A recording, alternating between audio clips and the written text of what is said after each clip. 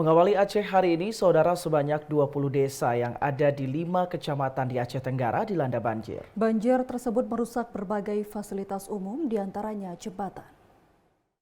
Sebanyak 20 desa yang ada di 5 kecamatan di Aceh Tenggara dilanda banjir.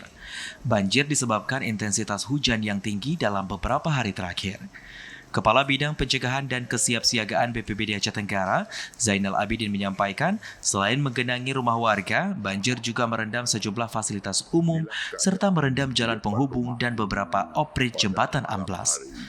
Zainal Abidin menambahkan hingga saat ini pihaknya masih melakukan pendataan korban yang terdampak banjir.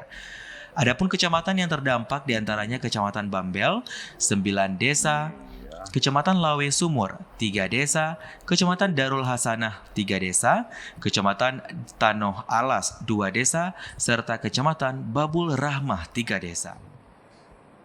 Kejadian banjir tadi malam, dari sekitar jam 9 sampai jam 12 malam, yaitu dampak banjir 5 kecamatan, yaitu pertama Kecamatan Bambel, yang kedua Kecamatan Lawe Sumur, yang ketiga Kecamatan Darul Hasanah, dan keempat Babul Rahmah, dan Kecamatan Tanoh Alas, yaitu sekitar 30 desa.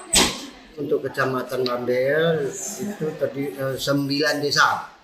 Dan kemudian Kecamatan Lawe Sumur 3 desa, Kecamatan Darul Hasanah 3 desa, dan Kecamatan Babul Rahmah 3 desa, kemudian Tanoh Alas 2 desa. Kemudian untuk fasilitas umum, jembatan baru dan jembatan Pantai Barat di Kecamatan Delong Pekison ya Pak.